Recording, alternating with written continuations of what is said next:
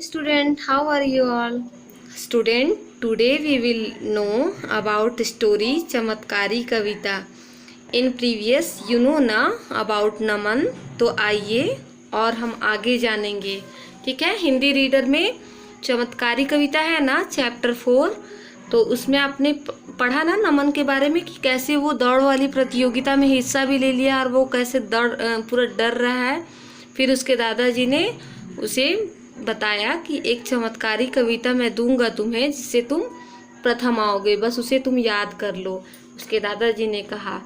तो फिर नमन जो है दूसरे दिन पूरा अच्छे से सबका मम्मी पापा का दादाजी का आशीर्वाद लेकर स्कूल गया. आज उसका मन बहुत प्रसन्न था और उसे भरोसा था कि वो आज प्रतियोगिता में प्रथम आएगा, क्योंकि उसके पास वो क्या है चमत्कारी कविता थी. तो कुछ देर में प्रतियोगिता प्रारंभ हुई. नमन मन ही मन कविता दोहराने लगा और दौड़ना शुरू किया. वह पूरे उत्साह और विश्वास से दौड़ा और प्रथम स्थान पर आया. उसे पुरस्कार के रूप में सोने का पदक मिला और वो घर लेकर के गया.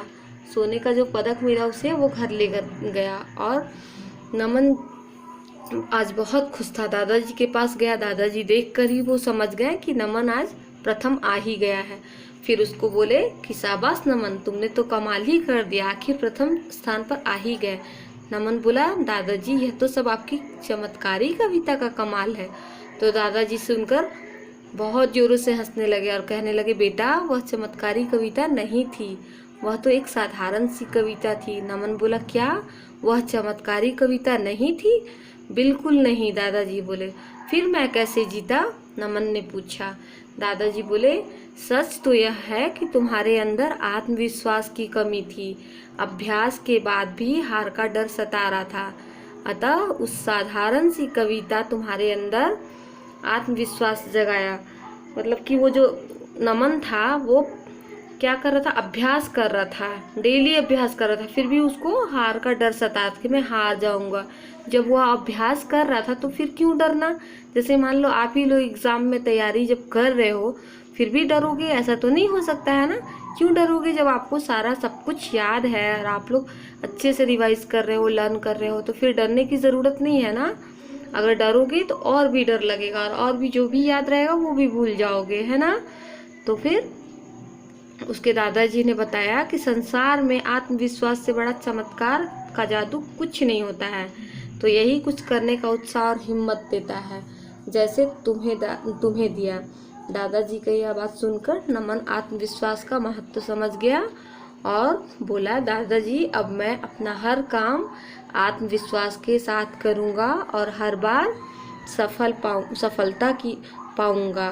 दादाजी ने उसे गले से लगा लिया. तो देखा ना कि नमन कैसे डर रहा था, वो दौड़ में हिस्सा भी ले लिया था और वो प्रतियोगिता की तैयारी भी कर रहा था, फिर भी वो डर के मारे सोचता था कि मैं हार जाऊंगा और बहुत परेशान था. उसने खाना पीना सब छोड़ दिया था.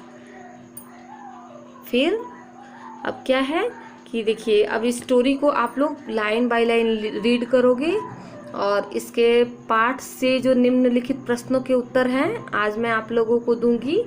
आप लोग अपने हिंदी रीडर की नोटबुक में फेयर करोगे. ठीक है, you will right neat and clean. First of all you will right शब्द और उनके अर्थ. यू नो ना, यू विल राइट शब्द अर्थ विथ इंग्लिश. ठीक है, दिस इंग्लिश. ठीक है स्टूडेंट्स, सी निम्नलिखित प्रश्नों के उत्तर लिखें. ठीक है, पार्ट से है ये, हेडिंग डालोगे पार्ट से. सबसे पहले चैप्टर का नाम लिखोगे, नंबर लिखोगे, डेट लिखोगे. Thereafter you will write part से. चलिए क्वेश्चन नंबर 1 देखेंगे. नमन के मन में क्या बात बैठ गई थी और क्यों? तो उत्तर है, नमन के मन में यही बात बैठ गई थी कि वह दौड़ में हार जाएगा क्योंकि उसके अंदर आत्मविश्वास की कमी आ गई थी. चलो 2 नंबर देखिए. नमन ने दादाजी को क्या बताया? तो नमन ने दादाजी को बताया नमन ने दादाजी को क्या बताया. तो चलिए पेज नंबर 20 में आइए. देखिए, नमन ने बताया कि दादाजी आज मैं एक परेशानी में हूँ. इसका आंसर मैं थोड़ा बड़ा भी करवा सकती हूँ, लेकिन अभी आप लोग शुरू में उतना लर्न नहीं कर पाओगे. इसलिए मैं शॉर्ट में करवा रही हूँ। और देखो फर्स्ट नंबर वाला थोड़ा बिग है ना, थोड़ा सा बड़ा है। धीरे धीरे जब आप लोग समझ जाओगे तो मैं आप लोग को थोड़ा बड़ा बड़ा करके आंसर देना शुरू करूँगी, ठीक है? नो प्रॉब्लम ना। दादाजी ने नमन को प्रोत्साहन देते हुए क्या कहा? इसका आंसर देखिए आप लोग। चलिए पेज नंबर 21 में आइए आप लोग। थर्ड नंबर का आंसर है शाबाश नमन। अब दादाजी ने क्या क्या कहा? तो दादाजी ने नमन से कहा शाबाश नमन, अब तुम जाओ और इसे याद करो, कल तुम ही प्रथम आओगे, ठीक है?